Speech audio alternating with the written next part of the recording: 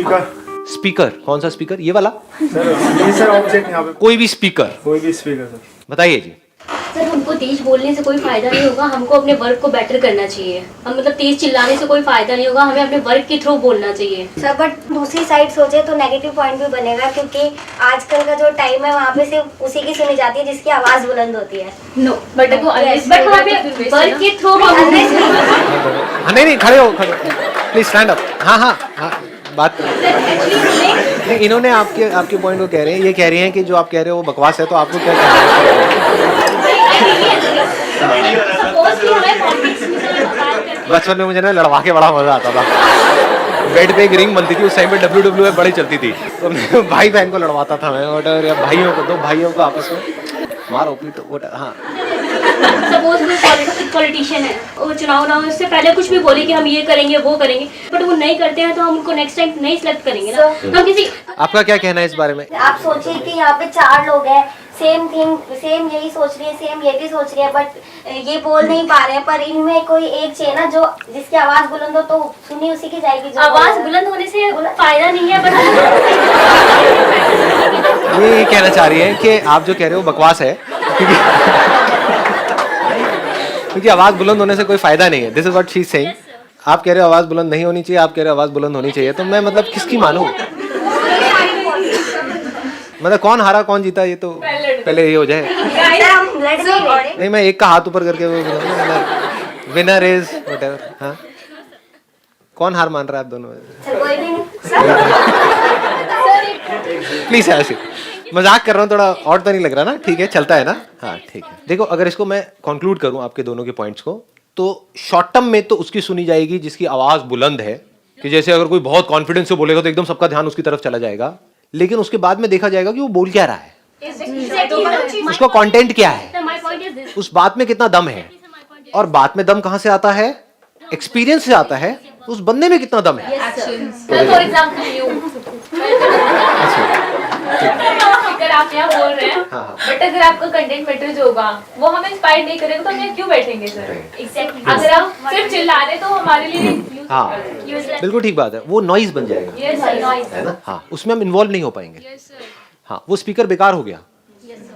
Speaker की जो सबसे इंपॉर्टेंट क्वालिटी है वो है क्लैरिटी ऑफ वॉइस।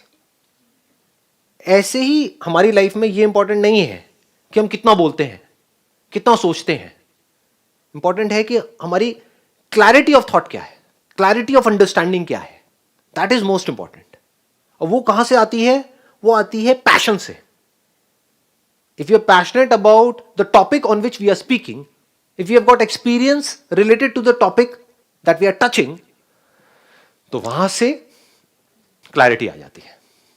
अब कोई टॉपिक है, उसका मेरे को कोई एक्सपीरियंस नहीं है, फॉर एग्जाम्पल कि भाई इस एंट्रेंस एग्जामिनेशन को कैसे क्रैक करना है, एक 12वीं पास आपको क्या बताएगा कि उस तो वहां पे वो कॉन्फिडेंस नहीं आ सकता। वहां पे मैं जो भी बोलूंगा that's going to be a noise, वो शोर हो जाएगा। लेकिन अगर मैं उसी के बारे में बात कर रहा हूं जिस पे कि मैंने काम किया है, तो वहां पर एक अजीब सी आपको एक क्लैरिटी नजर आएगी। किसी भी अच्छे स्पीकर की पहचान ये है, अगर इस स्पीकर की बात करूं या किसी पब्लिक स्पीकर की बात करूं या एक एक्स्ट्रा ऑर्डिनरी कम्युनिकेशन स्किल का जो एसेंस है वो ये है कि किस तरह से वो पर्सन उस टॉपिक को आपसे रिलेट कर सकता है। This is the biggest quality of a speaker, जो आ सकती है सिर्फ तब जब उसने उस टॉपिक को खुद से रिलेट कर लिया है, सिर्फ अपनी मेमोरी में फीड नहीं किया है। तो अगर आप खुद से कनेक्ट करके इस दुनिया को समझ पाओ, इस यूनिवर्स को समझ पाओ, किसी भी काम को समझ पाओ, तो आप इसी तरह से औरों से रिलेट करके उनको समझा भी सकते हो। तो आप क्या बन सकते हो? आप एक एक्स्ट्रा ऑर्डिनरी स्पीकर बन सकते हो। फिर आपके मुंह से चाहे एक वर्ड बाहर आए, चाहे हजारों वर्ड्स बाहर आए, एक एक वर्ड के पीछे एक अजीब सी पावर होगी, एक स्ट्रेंथ होगी, एक क्लैरिटी होगी। सुनने में मजा आएगा, लोग सुनेंगे, इसका मतलब वो स्पीकर काम का है। सर आपकी तरह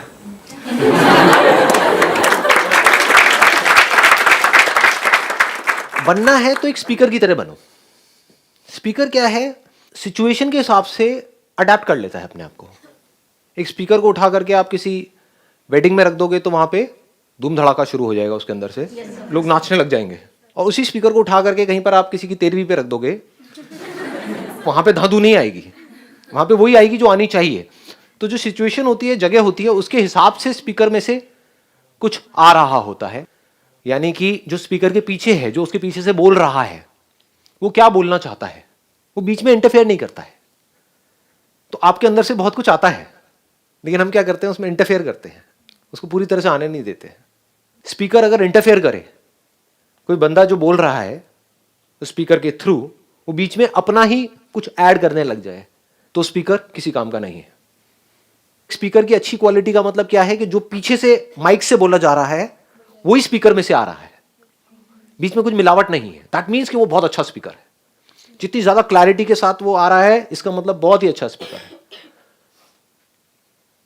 पीछे से कोई बोल कुछ रहा है, उसके साथ में एको आ रही है या कुछ भी अजीब सा हो रहा है, that means that is not a good quality speaker. तो अगर हमको ये समझ आ जाए कि जो हमारा बेसिक नेचर है उसके पास रहेंगे, जो बेसिक नेचर है वो है हम सबका सच बोलने का। बाय नेचर हम कैसे होते हैं? बचपन में हम सब क्या बोलते हैं? झूठ बोलते हैं, सच बोलते हैं? सच बोलते हैं ना। बाय नेचर हम क्या हैं? हम सच बोलने वाले हैं, झूठ बोलने वाले हैं? सच बोलने वाले हैं। लेकिन धीरे धीरे क्या हुआ, हमारी कंडीशनिंग ऐसी हो गई, आप कह सकते हो जो हमारा बेसिक नेचर है उसमें मिलावट हो गई। तो जितना हम अपने बेसिक नेचर से जुड़े रहेंगे, उतनी ही हमारी अंडरस्टैंडिंग डीप होती चली जाएगी। अगर हमारी आदत है झूठ बोलने की, तो आज आप दूसरों से झूठ बोलोगे और कल आप अपने आप से झूठ बोलोगे। ऐसा हम करते भी हैं, बहुत करते हैं। जब एक्सरसाइज करना होता है तो हम किसी और को धोखा नहीं दे रहे होते, अपने आप को धोखा दे रहे होते हैं कि छोड़ ना, कल कर लूंगा। आपको पता है नहीं करोगे समझ गए? तो किसको धोखा दे रहे हो? क्योंकि आदत पड़ गई झूठ बोलने की, तो हम अपने आप से भी झूठ बोल रहे हैं। अगर उस वक्त हमारी सच बोलने की आदत हो तो हम क्या बोलेंगे अपने आप को? मैं कोई कल नहीं करने वाला, अगर आज नहीं करी तो। जब आज ही नहीं कर रहा तो कल क्या खाक करूंगा? यह है अपने आप को सच बोलना। Truth is a very very big power as far as clarity in life is concerned. कि जो है जैसा है एज इट इज, बिल्कुल एक मिरर की तरह। जैसे मिरर अपनी तरफ से कुछ ऐड नहीं करता है, जो भी होता है उसको एज इट इज दिखा देता है, दैट इज ट्रूथ।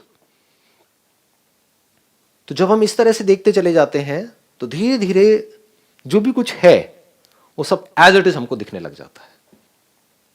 ज्यादा हो गया, ज्यादा डीप हो गया ये? हो गया है थोड़ा सा। कनेक्ट कर पा रहे हो मेरी इस बात से? It's not a moral science class that I am talking about. मैं ये नहीं कह रहा कि आपको सच बोलना चाहिए। अरे झूठ बोलो ना, क्या दिक्कत है? But the point is you need to understand कि सच बोलने से क्या होता है और झूठ बोलने से क्या होता है।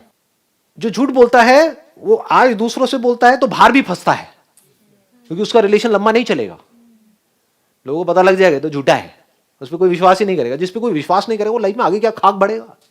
सर किसी कॉन्सिक्वेंसेस में आप फंस गए हैं और अब सच बोलते हैं तो हमें पता है बहुत नुकसान हो जाएगा, तो फिर झूठ बोलना पड़ता है फिर, क्योंकि हमें पता है कि हमारा नहीं और भी लोगों का हो जाएगा, तो उन लोगों का ना हो, अपना ना सोच के, पर उन लोगों के लिए भी बुरा ना हो, इस वजह से बोलना पड़े। तो व्हाट टू डू? कभी ऐसा भी हो सकता है कि आपको बाहर झूठ बोलना पड़ रहा है बिकॉज ऑफ व्हाटएवर रीजंस।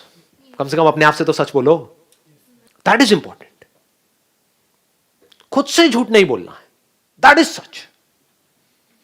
और धीरे धीरे अगर आप अपना इस लेवल को बढ़ा सको, यानी कि खुद से सच बोलना है, शुरुआत यहां से हो, और धीरे धीरे बाहर भी सच बोलना है।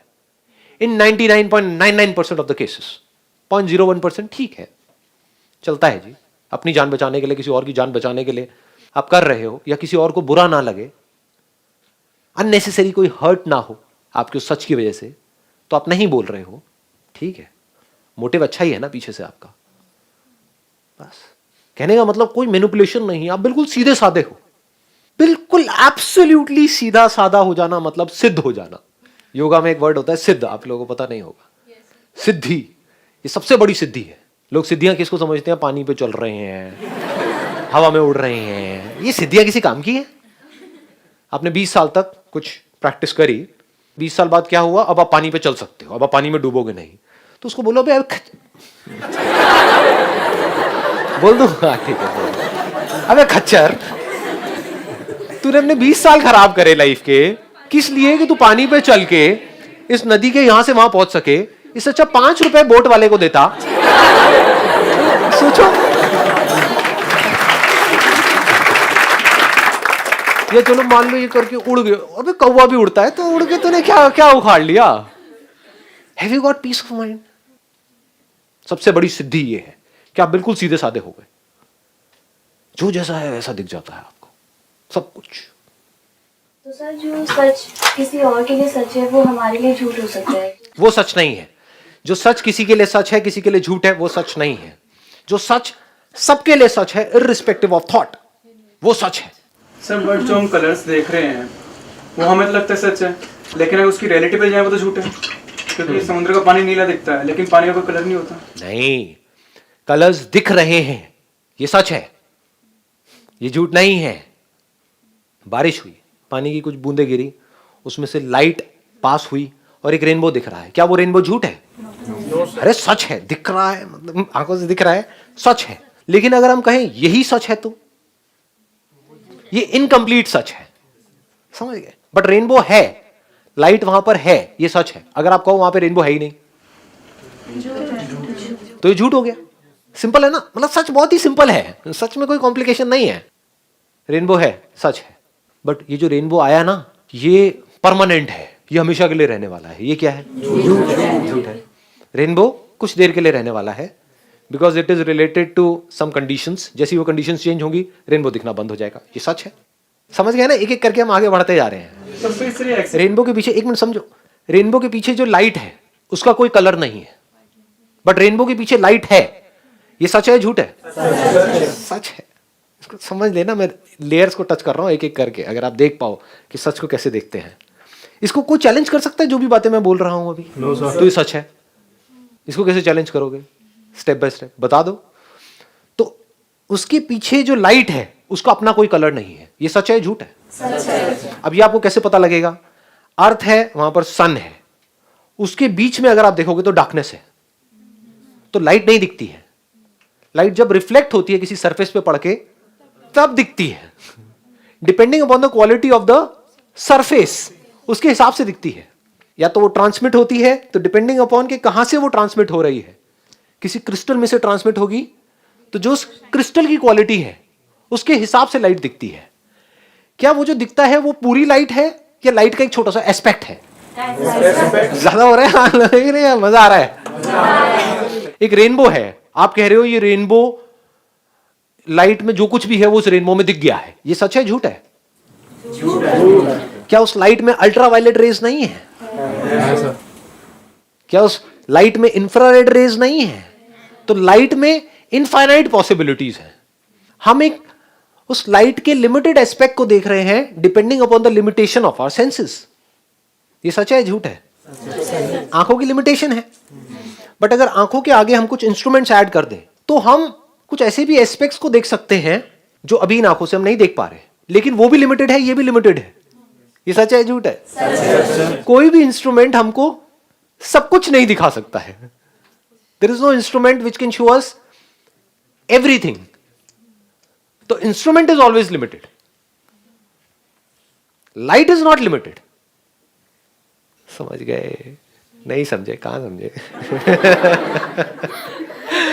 तो ऐसे ही जब हम देखते हैं चीजों को तो बड़ी क्लियरली चीज नजर आने लग जाती है। तो यहां से क्या निकला? अगर कुछ आपको समझ आया आज कुछ अगर सच समझ आया, सच को कैसे देखते हैं, तो ये सब जो भी कलर्स आपको दिख रहे हैं वो सब क्या है?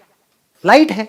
लाइट वो लाइट जिसमें कोई कलर नहीं है, लाइट का खुद का कोई कलर नहीं है, लेकिन ये सब कलर्स उसी लाइट के हैं।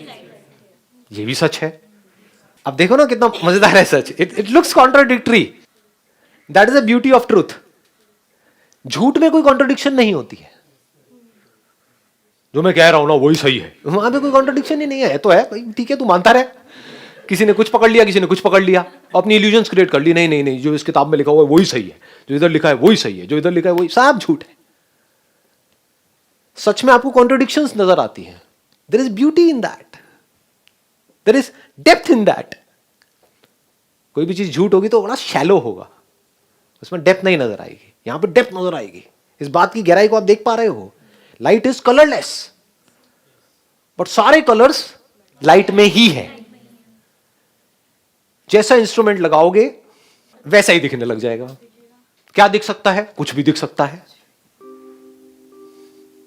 ऐसा ही है यूनिवर्स है। There is an underlying reality in this whole universe. Which is the very substance for everything, जिसको हम सुन रहे हैं, देख रहे हैं, टच कर रहे हैं, फील कर रहे हैं, उस सबका एक सोर्स है, एक एसेंस है। उसमें खुद में कुछ भी नहीं है, लेकिन ये सारी पॉसिबिलिटीज उसी में है। उसमें कुछ भी नहीं है, ये भी सच है, और सब कुछ उसी में है, ये भी सच है। दोनों सच है।